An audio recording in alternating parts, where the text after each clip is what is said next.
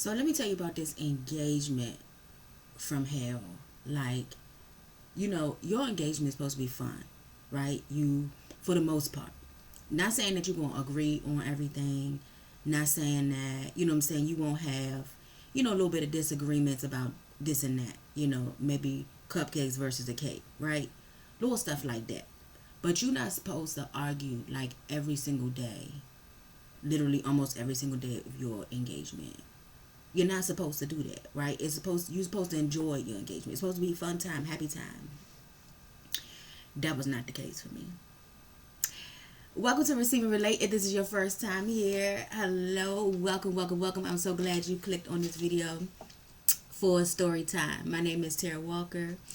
If you are a returning subscriber or returning visitor, hey y'all, hey, welcome back.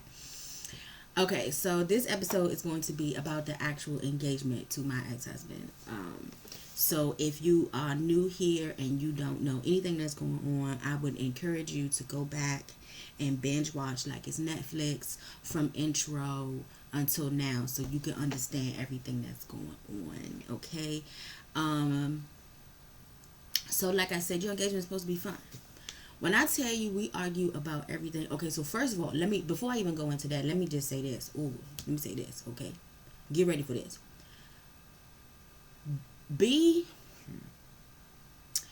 When you are in church, when I mean like a brick and mortar type of building, and you have a pastor, or even if you're visiting somewhere and there's a visiting minister, pastor, prophet, whoever, right?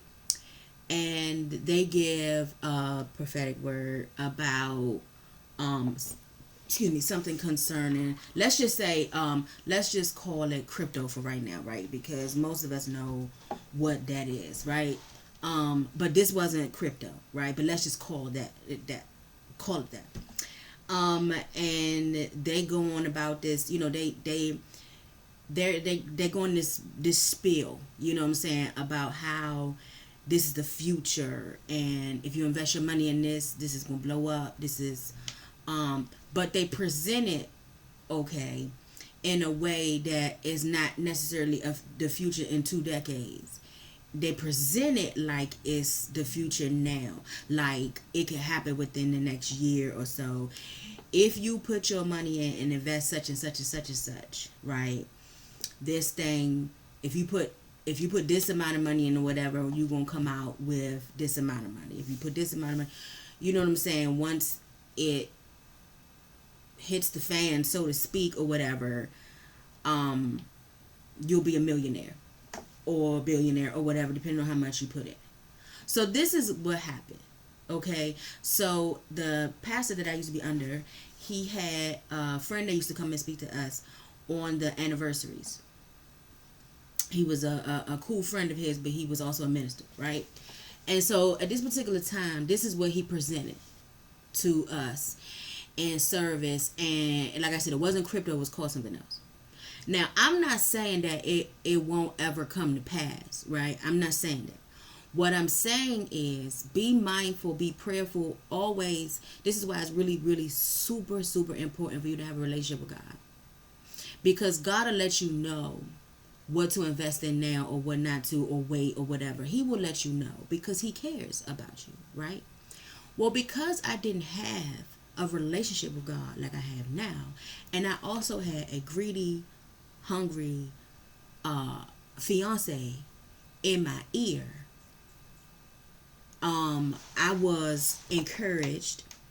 I don't want to say forced, but I think if I was by myself, I might have put in maybe like $250, like $250, but not my whole $3,000 savings that was in my savings. That's everything I had. My ex-husband encouraged /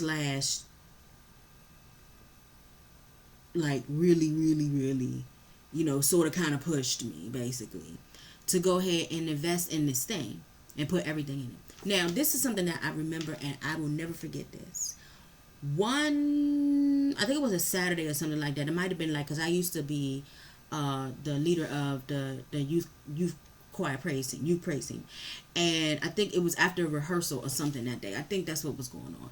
And sometimes every now and then, if he wasn't busy, our pastor would hang out.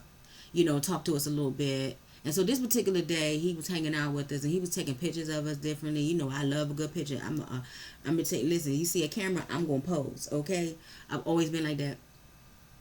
And so I'm excited about what we did, right? Because I'm like, okay, well, because at first I'm like, that's a lot, you know what I'm saying? But because it was so hyped, you see what I'm saying? I'm like, oh, well, and we getting ready to get married too. We can use this money, you know what I'm saying?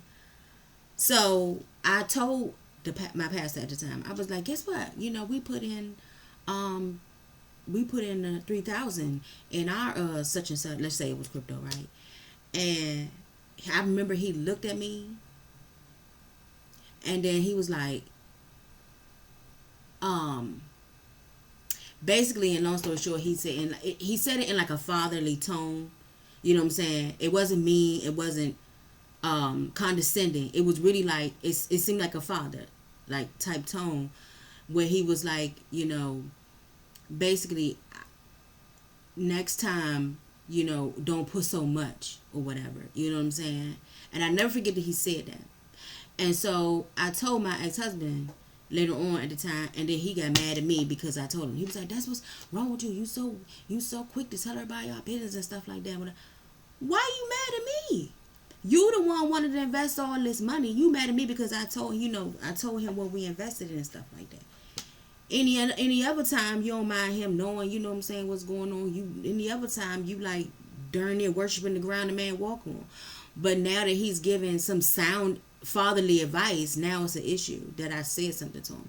So, and remember how I said in other videos, he'd blow up about stuff that you would think it wouldn't be a big blow up about? This was another one of those things, right? Yeah. So I got it handed to me because I opened my mouth and told the pastor. So the moral of the short version of this part of the story is have a relationship with God. Okay? Because so what happened was me now thinking or assuming that we was going to be millionaires within a year or so. We start going and shopping at big, like expensive venue places like the Four Seasons type venues like that. Like Hilton, you know what I'm saying? Big venues like that for the reception at first. This we did. We actually sat down, we visited with one of the team members there. And I started filling out, applications and everything, thinking in my head like, we don't have this money yet. But you need you got to put down a certain deposit by a certain time. And so, but we call ourselves, we call ourselves going by faith with it, going by faith. Long story short, that money never came. That money never came. And, Four Seasons, Hilton, wherever else we was looking at was completely out of the picture. Thank goodness, you know what I'm saying, we told them no before any type of deposit was due. But once I figured that money wasn't going to be there by the time because remember I said we was engaged like a year and a half or something before we got married. So this was like a lot of time in between there of us, yeah. So now he's made this decision. This is my ex-husband. He's going to decorate it was 2 rooms in our church, that multi-purpose rooms. He was going to decorate one of the multi-purpose rooms, and we was going to use that for the reception. So because remember I said at first there's kind of like some time, you know what I'm saying? And I'm like, okay, but time started moving. Wedding day, we knew the wedding date, right, by now. And so time is getting closer and closer and closer to the wedding day, and he ain't even touched this room. And I told, the pastor what he decided to do. And he was like, well, when he going to do it? I was like, I don't know, but this is what he's saying he going to do. That's another thing. He made a pact with me that I could take care of the wedding part, the service, and he would do the reception. Because he was a creative, artistic person, and he knew how he wanted it to go and stuff like that. So this is one of those, another argument that I just wanted to keep from having. So I just let him have it. I was like, fine. But then he had an issue when I tried to so it was always an issue. You made that pact and said that I could take care of the ceremony and you take care of the reception. But then you always had your nose in everything going on with the ceremony. Not a dime to put forth for it. Because remember, he didn't work and didn't want to work. Okay? All the money was out of my pocket. And he said that I could take care of the ceremony. So why your hand in it? So but I think via social media, one of the young ladies that I used to sing in this choir with back in the day had just got married. I think it was either that year or the year before. And I think maybe she saw my announcement or something like that. Somehow, some way we got in touch with each other, and she agreed to be my wedding planner for no charge. And it was really, really sweet of her. She said I didn't have to pay her anything. She enjoyed planning hers, and she just wanted to do it again. Ironically, something like that happened my next wedding too. It was all God, right? But anyway, I'll tell you about that another time. So she's planning the wedding free of charge and everything like that. But she said she knows somebody who's a decorator. And I said, oh, okay, cool. Let me see her stuff and whatever. Let's meet or whatever. And so remember, he said I can take care of the ceremony. But every meeting, every phone call, this is the narcissist. This is the controlling spirit of a narcissist, y'all. Every meeting, every phone call, whatever, he was sitting in there on, right? And so he came with me to meet with my friend who was a wedding planner. And he also came to meet with, did we meet with her or did she? Yeah, we had to meet with the decorator. Now let me tell y'all what she charged. You gonna be sitting up here like, and he had a problem with that, y'all. And she really could have charged more for the size of because the church that we used to go to, the sanctuary was a very nice size sanctuary. It wasn't no little church, okay? It may have been located in a storefront location, but it wasn't a little church because it was years prior. It used to be a grocery store. I think it was a Safeway or something like that. And then it was somebody else converted it into their church, and then they left, and then we got the church after them.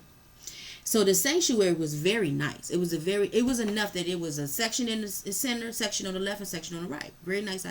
A pool, nice long pulpit, section for the band. It was on the other side. Oh, he had the ministerial staff on the section. It was a very nice size sanctuary, right? This lady charged me $500. $500. And you would have thought it was $5,000.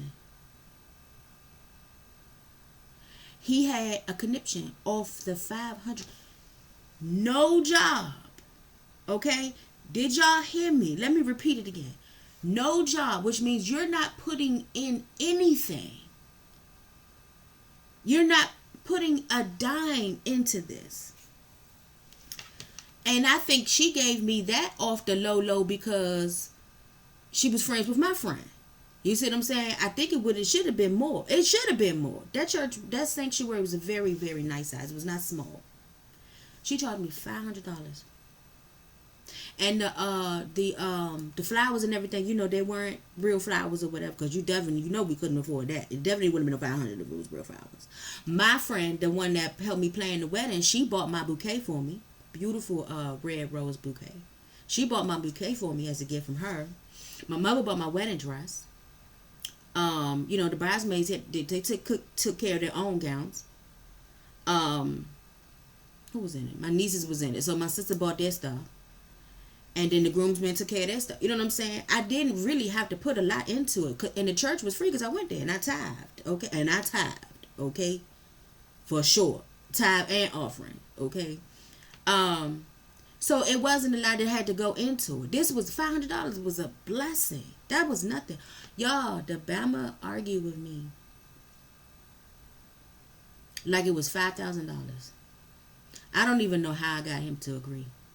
But I did end up getting him to agree on that. That's just one thing. So let me tell you about the reception. My mom, because it's getting closer and closer and closer, and this Bama still telling me he gonna decorate. There's not even a movement to do it. So my mom, she's the type of person, I used to, before I learned what the word bougie really meant. I used to nickname her bougie. And it was just a playful nickname just because my mom just, She just has class. That's all. If she's not bougie, she just has class. She's not hood. Okay, she likes nice things. When you go into her home, you're not gonna see paper plates, and you're not gonna see paper forks. And this is no dig to anybody, because in my home right now you're going to see paper plates, okay, and maybe some paper forks that came in through carry out, okay, but this just how she is. You understand what I'm saying? She just, and I don't even think I grew up like that. Did I grow up with paper plates? I don't think I did. She just that type of person. She also don't like to be embarrassed. Also, she also too. There could be a flip side of that. She be too concerned about what other people gonna think. You know what I'm saying? But in this case, I'm glad that she put her 2 cents in. So what happened was, she was a member of this like gym facility or somewhere where she used to go and exercise or do like little line dancing and stuff like that. She used to do stuff like that. And they rented it out. And by her being a member, her liking her, I think they gave her a good deal too. Because remember, she told me she was really excited about it. So I tell him, guess who got an attitude? Not only, y'all, did she find the facility, went and asked about if she can if she can rent it. It was available on our date, and she's paying for it. We didn't have to buy it. We didn't even have to put money in it for it. It was another gift from her, But also too, again, not counting out because I know my mom. She wasn't trying to be embarrassed in these streets. I had out of town relatives coming and stuff like that, and she was like, "Why we don't have no reception yet?" You know what I'm saying? And I get it. I wasn't gonna fight her on it, cause first of all, I didn't want it at that room at the church. I did not want it there, and two, I just wanted a nice, a nice reception, which I deserved, even though I wasn't even supposed to be marrying this mama. But anyway, we'll get to that. So, he's mad. And I'm talking about mad. So, we went to go see it, right? And she was like, I want you to go see it. Let me know. And it was like in a gymnasium. But, you come in there with your decorating and everything, it could look really nice. And it actually did. It ended up looking very nice when I saw it. Because once I finally saw it decorated, obviously, is when I got out of the car on the day of the wedding. But I'll get to that too. But it looked really nice. You know what I'm saying? With the lights down, you know what I'm saying? You don't really, unless you just sit up there like this looking around or whatever, you couldn't really tell it was a gymnasium type thing. I didn't care as long as it wasn't where he was trying to make it in that room in the church, which I didn't think was big enough, because I had a decent amount of guests on the list too. I wouldn't say, I think it was at least 100. It might have been a little bit over. You know what I'm saying? So I ain't want to be cramped up in this little tight thing. But that's what he always tried to do, everything to save money, be real frugal on money, but money that you didn't have to even give. I couldn't for the life of me understand why you were so invested in the finances, but you ain't put nothing in it. I can see if you was the one that made more money than me and you was like, I'm going to pay for this whole entire wedding, then you can have your opinion about this, that, and the third. But you ain't got not even a penny going into this. So, narcissist. Okay? Narcissist at its fullest. So, we at the venue, right? I said, we're going to go see the venue. We at the venue, and my mom showed us a place, and I'm just like, yeah, this is going to be real nice. This is going to be real nice. He didn't even wait till my mother got out of the room. He started fussing at me about it. And why? It was because my mother paid for it. He didn't want my mother to have, I told you he didn't like my mother. But I truly believe, to this day, I believe that he didn't like her because my mother, remember I told y'all in the other episode, moms always know. Moms know. Whether mama saved or not saved, moms be knowing. It's an intuition that the Lord has blessed mothers with. It's a discernment that the Lord has blessed mothers with. Moms be knowing. And then not to mention that she felt like he was a bum because he ain't work. You know what I'm saying? He ain't contribute no money to help take care of me. So that was another thing. But he started getting mad right there in front of her. He started saying, just being like rude and nasty. And then she had to excuse herself.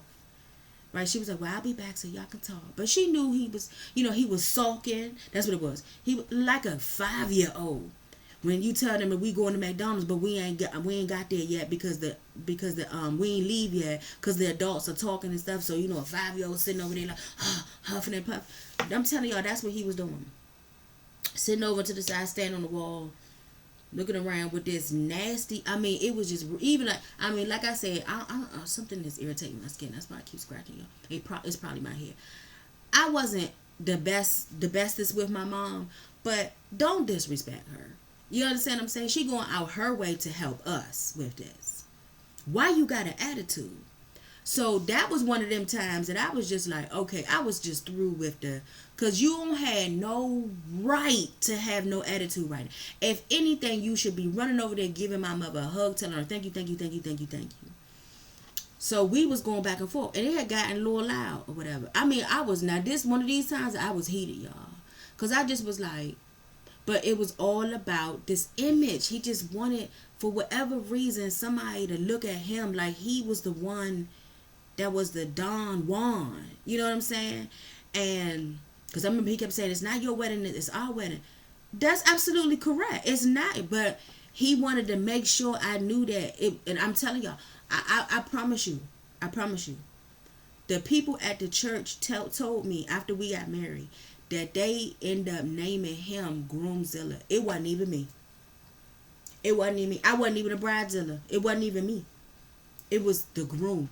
They nicknamed him Groomzilla.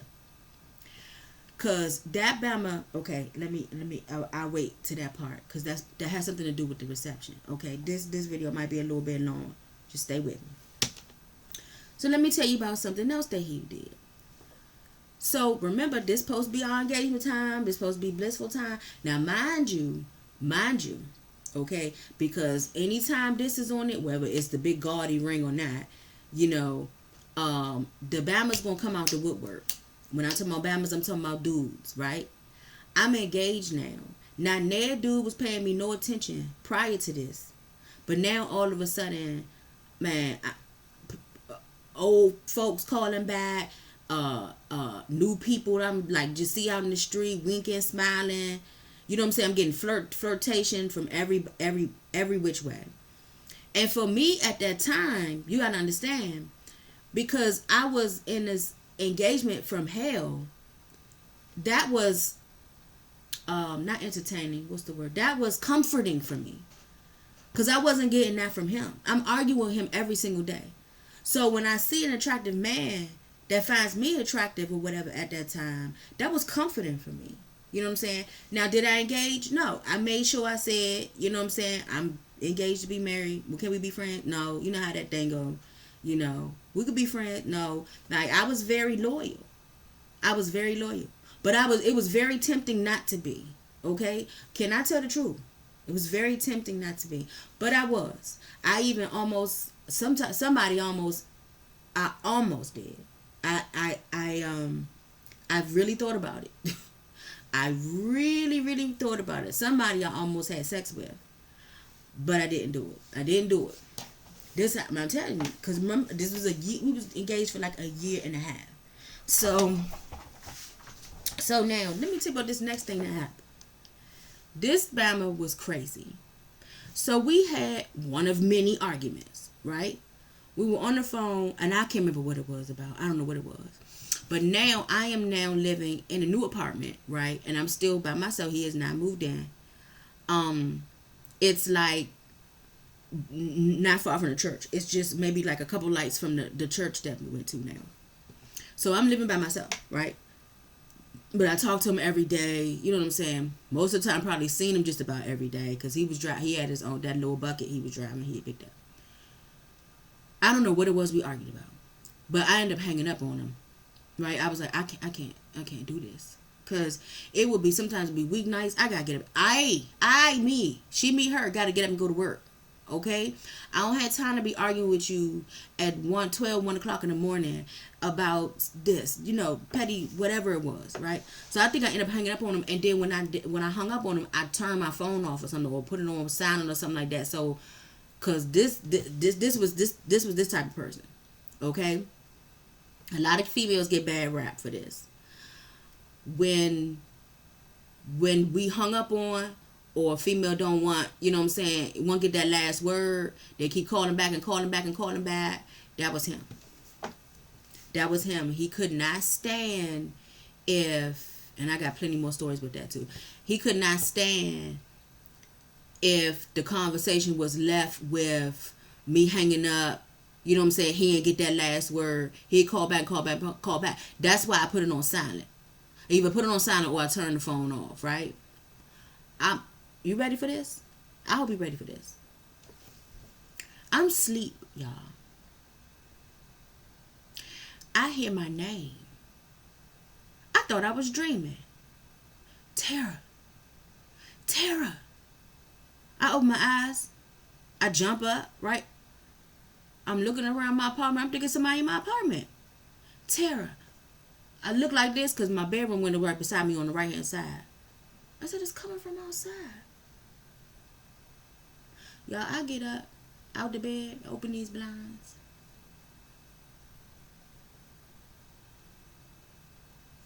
This Bama had climbed the telephone pole and was hanging like Curious George on top of this telephone pole by my window, yelling my name. I wish I was making this up.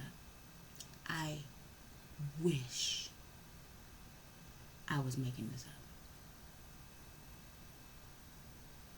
up. I opened up the window. I was like, what are you doing? Get down. You wouldn't pick up the phone. You wouldn't pick up the phone. So you mean to tell me because I didn't pick up the phone, you get in your car and drive across town? Because he was still living with his brother across from the apartment that I used to live in. Okay? That had to been, that's like a 15, 20 minutes. You drive across town and climb a telephone pole to get me to answer you. I wish I was there. I wish I was there. So, I don't even remember what happened. I probably let him in the apartment. I probably let him in and we probably talked. And I was like, don't ever do nothing like that again. Like, narcissism to the 55th power. Okay? This was during the engagement. So, I don't know if he did it. I feel like sometimes when I think about that, I feel like he was trying to catch me or something. I don't know if he thought I had somebody over there, something like that. Like, dude, first of all, if you only knew how loyal I was, okay? And I ain't gonna say this. Like, I was about to say, I'm a female. I know how to, you know. But just put it like this. You wasn't going, if I did decide to do something like that, you wouldn't be able to catch me slipping. Okay? You wouldn't do it. You wouldn't be able to catch me slipping. But this was during engagement. So, yeah. So, your engagement is supposed to be fun. You're supposed to have fun. We argue every single day about everything. And like I said, when he argued about the reception, that was the icing on the cake for me. But you have to see what happened next on the next episode, because obviously I still married him. Okay. If you are enjoying this series, I'm glad you are. And I would appreciate it if you haven't subscribed. I don't know what you're waiting on. Go ahead and subscribe. Again, if you're new, go ahead and binge watch from the intro. And I'm doing this too because I know people that watch this video are going to understand where I'm coming from. And some of y'all stories might even be more crazy than mine. I wouldn't even be surprised. I promise you. I promise you, with the amount of individuals that I've had, even after him, that had this spirit with them. I nothing surprises me. Nothing you could tell me would surprise me. So, I know it's for somebody. But if you're dealing with this or know somebody who has dealt with this and need to break free, click the link in my bio, my stand store in my bio. I have created an ebook for you. And the ebook has the red flags, it has the traits, it has how to implement boundaries, how to recognize all of these things in narcissists, and then how to break free from it if you've been a victim and heal. Because at the end of the day, if you don't break these cycles and heal, you will keep attracting these individuals into your life. We don't want to keep doing that. We don't want to keep going through the cycles. We want to break them. So click the link in my bio and I'll show you how to do that. And download it and I'll show you how to do that, okay? If you can relate to anything that I have said in this story or any comment at all, hit me with a comment below. And because people receive when they can relate. People need to know they're not alone, okay? I love you, but know that God loves you more. I'll see you in the next episode.